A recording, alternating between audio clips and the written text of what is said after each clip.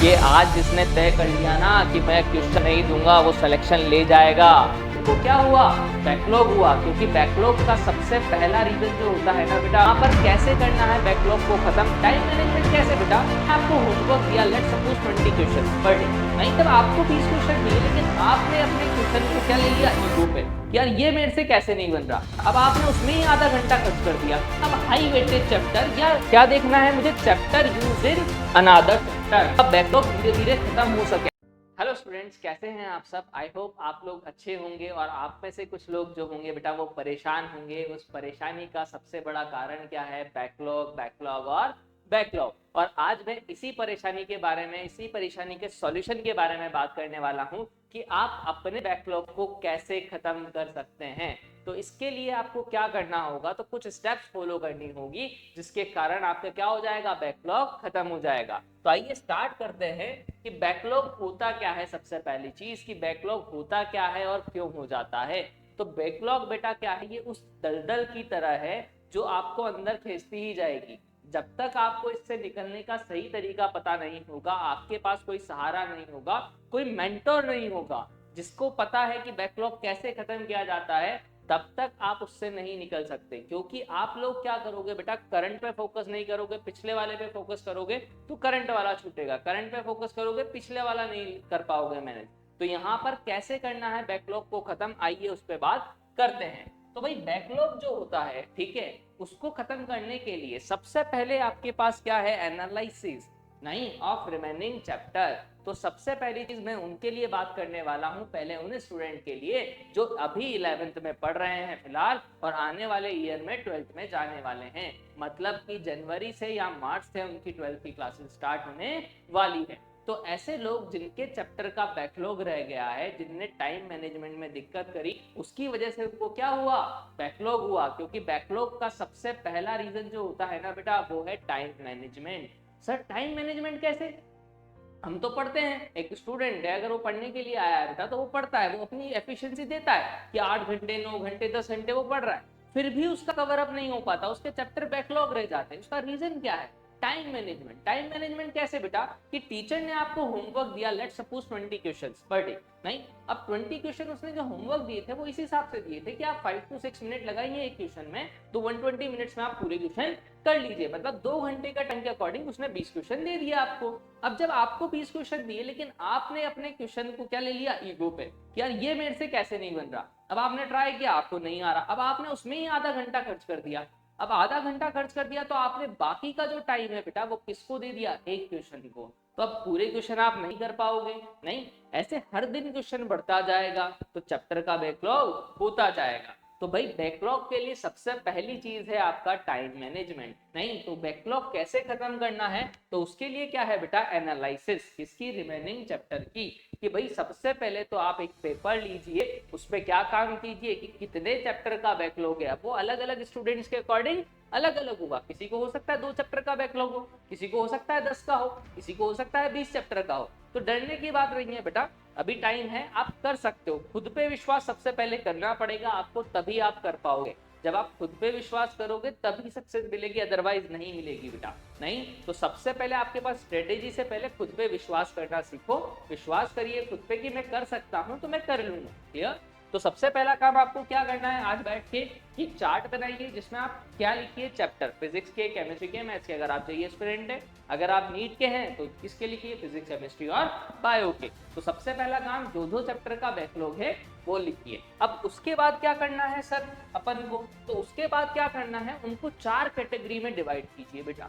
4 category कौन कौन सी sir? अच्छा, अनटच्ड चैप्टर। अनटच्ड चैप्टर मतलब क्या, कि ऐसा कोई चैप्टर बेटा जो टीचर ने पढ़ाया बट आपको समझ ही नहीं आया।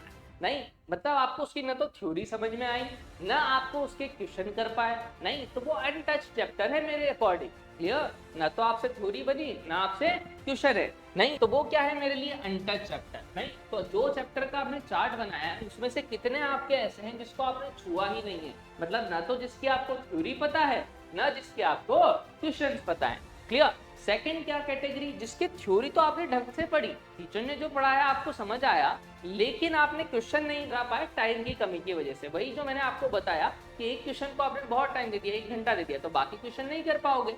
तो आपके मॉड्यूल्स कंप्लीट नहीं होंगे, क्वेश्चन उतने नहीं बन पाए, तो टेस्ट में स्कोर नहीं हो पाया। तो उस वजह से उस चैप्टर को किस में लिखो, सेकंड कैटेगरी में।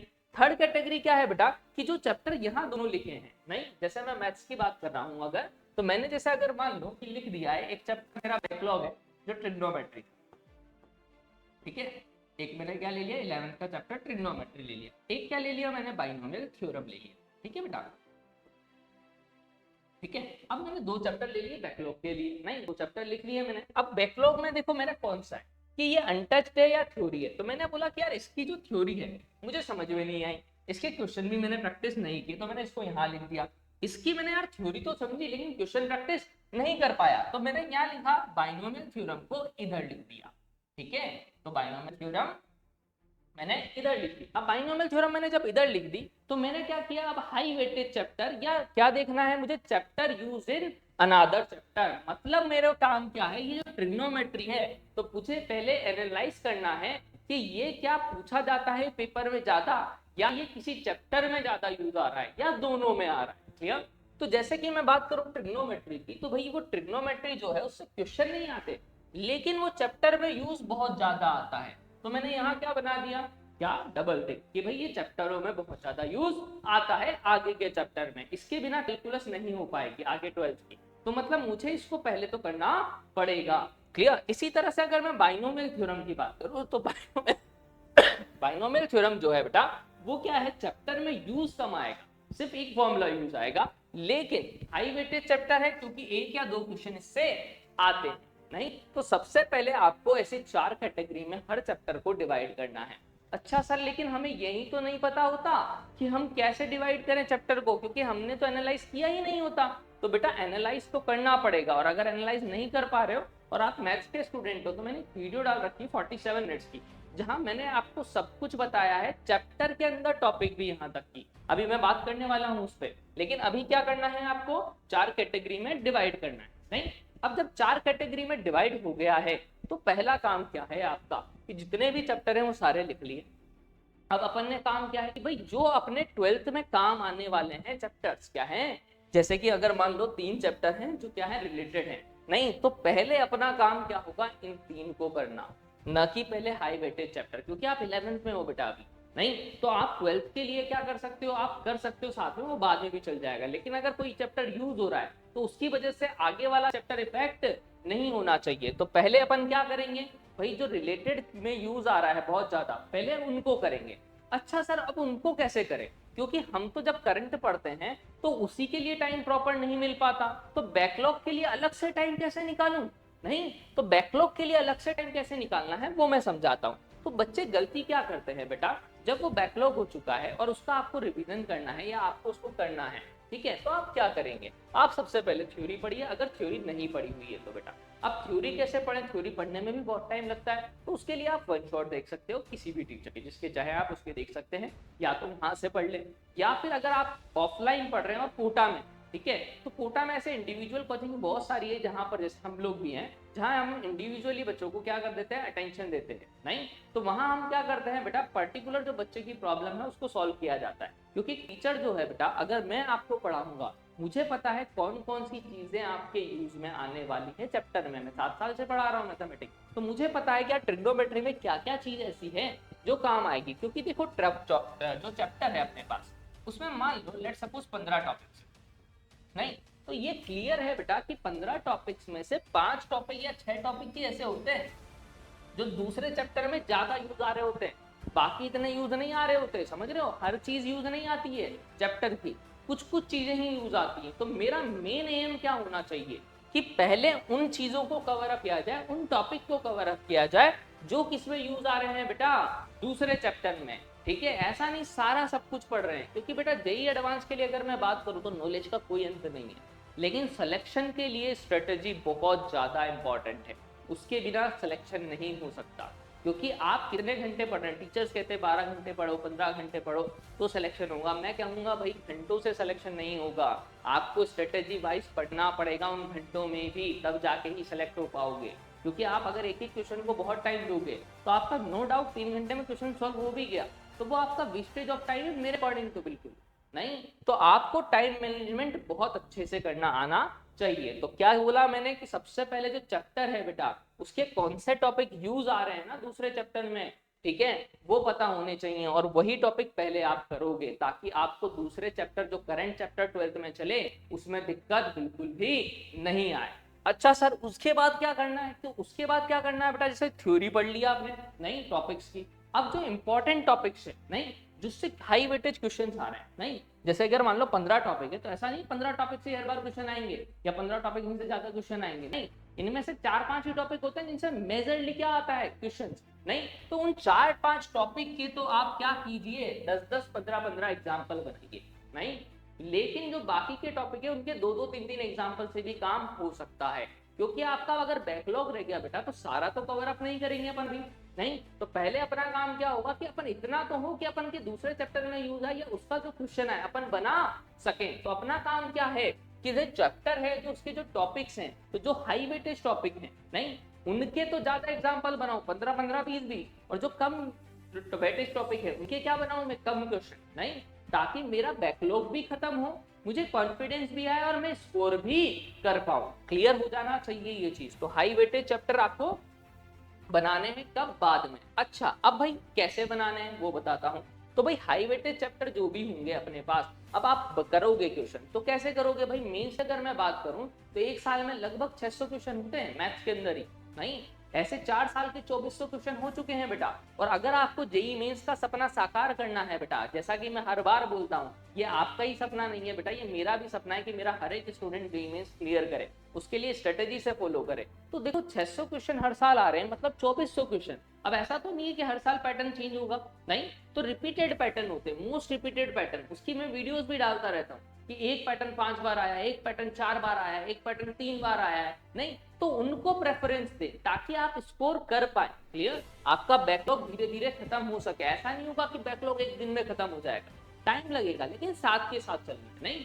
अच्छा सर तो कैसे करना है वो समझ लीजिए, ये मैंने बता दिया कि 4 कैटेगरी होगी, अपन ने डिसाइड कर लिया। अब स्टार्ट कौन सा करना है चैप्टर ये भी अपन ने डिसाइड कर लिया कि जो यूज में आने वाला है पहले उनको करेंगे ताकि अपने करंट चैप्टर पे कोई फर्क ना पड़े। अच्छा तो निकालना कैसे, टाइम मैनेजमेंट कैसे करना है बेटा, दिन के 2 घंटे नहीं, दिन के 2 घंटे आपको बैकलॉग के लिए देने हैं और बाकी का पूरा टाइम किसको देना है, करंट चैप्टर पे फोकस करना है। वैसे भी अगर मैं मैथ्स की बात करूं तो 12th ज्यादा इंपॉर्टेंट है बेटा 11 से नहीं, तो उसको आप छोड़ नहीं सकते हैं, ये ध्यान रखिएगा नहीं। तो सबसे पहले तो आप क्या करेंगे, जो यूज चैप्टर हैं उनके लिए 2-2 घंटे निकालेंगे, करंट चैप्टर को चलने देंगे, उसके साथ खिलवाड़ मत करिएगा। क्लियर। और एक और चीज मैं बता दूं बेटा कि अगर आपको लगता है कि आप टीचर से पढ़ रहे हो और आपको समझ में नहीं आ रहा है, 1 दिन 2 दिन 5 दिन 10 दिन, तो टाइम वेस्ट मत कीजिएगा बेटा, कहीं और से देखिएगा, चाहे आप ऑनलाइन देखें चाहे आप ऑफलाइन देखें, लेकिन आपका टाइम बहुत कीमती है। क्लियर, तो आपको टाइम वेस्ट नहीं करना। मैं देखता हूँ कई बार कि बच्चे क्या होते हैं, जाते हैं क्लासरूम, वहां जाते हैं नोट्स कॉपी करते हैं, घर आ जाते हैं, उससे कुछ भी नहीं होगा बेटा, सिर्फ नोट्स कॉपी करने से जेई क्लियर नहीं होगी, जेई प्रैक्टिस मांगेगा। क्लियर, तो अगर कभी ऐसा लगता है कि किसी टीचर के साथ ट्यूनिंग नहीं बैठ रही, क्योंकि देखिए टीचर तो सब अच्छा पढ़ाते हैं लेकिन आपकी जिसके साथ ट्यूनिंग बैठेगी ना वही आपके लिए भगवान बनेगा बेटा नहीं, दूसरे टीचर से आपको मतलब होना ही नहीं चाहिए, आपको उस पर अंधा ट्रस्ट होना चाहिए, तभी जाके आप क्या कर पाओगे क्लियर जेई मेंस। अच्छा तो सबसे पहली चीज 2 घंटे अपन को डेली बैकलॉग के लिए देने हैं। तो पहला काम क्या करना है कि जो टॉपिक हैं जो अपने बहुत ज्यादा यूज आ रहे हैं, जैसे 15 टॉपिक थे एक चैप्टर में तो 5 चैप्टर ज्यादा यूज आ रहे हैं, तो पहले उन 5 चैप्टर पे फोकस करना है, उनके ज्यादा एग्जाम्पल बनाने हैं, बाकी के कम एग्जाम्पल बनाने हैं। क्लियर, और लगभग एक चैप्टर में आप 100 से 200 क्वेश्चन करोगे तब जाके ही वो स्ट्रांग होगा बेटा, इतने तो करने पड़ेंगे। ओनली लिमिटेड क्वेश्चन, यही मैंने बोला। सेकंड चीज क्या है बेटा कि लिमिटेड क्वेश्चन करना है, ऐसा नहीं कि सारे करते जा रहे हैं कि मैं मॉड्यूल भी बना लूं, मैं पीवाईक्यूज भी बना लूं, मैं ब्लैक बुक भी बना लूं, मैं कॉस्मिक भी बना लूं, तो हर एक चीज मैं सिंगेज भी बना लूं, तो ऐसा नहीं होगा बेटा नहीं। अच्छा सर तो मतलब हमारे को पहला काम क्या करना था कि भैया समझ में आ जाना चाहिए आपको कि पहला काम अपन को क्या करना है, चैप्टर वाइज लिस्ट बनानी है। दूसरा क्या करना है, अपन को कैटेगरी वाइज उनको डिवाइड करना है कि भैया थ्योरी पढ़ रखी है या क्वेश्चन नहीं बनाए या थ्योरी क्वेश्चन दोनों ही नहीं बनाए, अंडर चैप्टर है, या फिर हाई वेटेज चैप्टर, और दूसरा वाला क्या है बेटा कि जो यूज में आने वाले चैप्टर है। उसके बाद हर दिन 2 घंटा निकालिए बैकलॉग के लिए। क्लियर, और उसमें जितना हो सके उतना उतना ट्राई करना है। दूसरा लिमिटेड क्वेश्चंस करने हैं, ऐसा नहीं सारा सब कुछ करना है बैठे नहीं, उससे सिलेक्शन नहीं होगा बेटा। ठीक है, नॉलेज बढ़ेगी, नो डाउट। आपके पास टाइम है तो आप बना सकते हैं, लेकिन जनरली बैकलॉग होता ही इसी वजह से कि टाइम नहीं है, तो उसमें और टाइम वेस्ट करना is not the solution. Got it? Don't give too much time to the single question. ये मेरी बात बहुत सुन लो ध्यान से। ये आज जिसने तय कर लिया ना कि मैं क्वेश्चन नहीं दूंगा, वो सिलेक्शन ले जाएगा। एक क्वेश्चन को जो है बहुत टाइम नहीं देना है। मैं देखता हूँ बच्चे क्या कर रहे हैं, एक क्वेश्चन में आधा आधा घंटा खपा देते हैं। अरे भैया नहीं करना है ऐसा। क्यों? अगर मैं टीचर हूँ, मैं एक क्वेश्चन में आधा घंटा भी दे दूंगा, कोई फर्क नहीं पड़ेगा भाई। मुझे जेई नहीं देना है, जेई आपको देना है। आपके लिए तीनों सब्जेक्ट है, टाइम लिमिटेड है। अगर आपने एक क्वेश्चन का टाइम दे दिया तो बाकी क्वेश्चन का टाइम आप खा चुके हो। तो ये चीज भूल के भी गलती मत करो। मैं बहुत बार बोल चुका हूँ कि एक ही क्वेश्चन को बहुत टाइम नहीं देना है, टाइम फिक्स रखना है। अगर आप जेई मेंस लेवल क्वेश्चन कर रहे हैं तो आपको सिर्फ एक क्वेश्चन को पहले राउंड में 5 मिनट या 7 मिनट, हाईएस्ट से हाईएस्ट 10 मिनट, नहीं जो ज्यादा ही कम है तो 10 मिनट ले लो, लेकिन इससे ज्यादा नहीं देना। अगर लगता है फिर कि नहीं यार मैं कर सकता हूँ, तो जब पूरा होमवर्क हो जाए उसके बाद दोबारा राउंड में 5 to 7 मिनट्स आप दे दीजिए उसको, अगर आपको लगता है तो। लेकिन पहले राउंड में आपको नहीं देना है। और अगर कोई जी एडवांस का क्वेश्चन है नहीं, तो आप उसको मैक्सिमम 15 मिनट्स दे सकते हैं। अच्छा सर अगर नहीं आएगा तो ऐसे तो बहुत सारा रह जाएगा हमारा बैकलॉग, तो क्या हो गया? क्वेश्चन में अगर दिक्कत आ रही है तो अगले दिन टीचर से हिंट लो, पूरा मत लो, हिंट लो कि सर इसमें क्या कर सकते हैं। तो टीचर जब हिंट देगा तो आपके माइंड में क्लिक होगी, उसको करके देखो, नहीं आया तो अगले दिन टीचर से पूरा पूछ लो। क्लियर? तो यानी अपन को क्वेश्चन में बहुत ज्यादा टाइम वेस्ट नहीं करना है, अपनी ईगो पे नहीं लेना है क्वेश्चन को कि नहीं यार मैं तो बना के ही छोड़ूंगा। तो बन तो जाएगा वो, लेकिन आपका टाइम वेस्टेज हो जाएगा। तो आई होप समझ में आया हो बैकलॉग कैसे कवर अप करें। नहीं, और अगर फिर भी किसी को चाहिए कि नहीं सर आप चैप्टर वाइज हमें बता दो कि कौन कौन सी चीजें इंपॉर्टेंट है या कौन कौन सी नहीं है, तो उसके लिए एक 47 मिनट्स की वीडियो डाली है जहां मैंने बताया है कि चैप्टर के अंदर भी टॉपिक कौन से इंपॉर्टेंट है। और अगर फिर भी किसी को कोई भी दिक्कत है, किसी भी तरह की रिगार्डिंग दिक्कत है, तो वो कमेंट करके मुझे बता सकता है। मैं कमेंट का जरूर रिप्लाई करूंगा। आपके कमेंट वैल्यूएबल है मेरे लिए। थैंक यू इस वीडियो को देखने के लिए। और अगर आपने इस वीडियो को देखा है और अगर बैकलॉग खत्म होता है तो मेरे को कमेंट करके बताइएगा। वीडियो अच्छी लगी हो तो लाइक जरूर कर दीजिएगा। Thank you.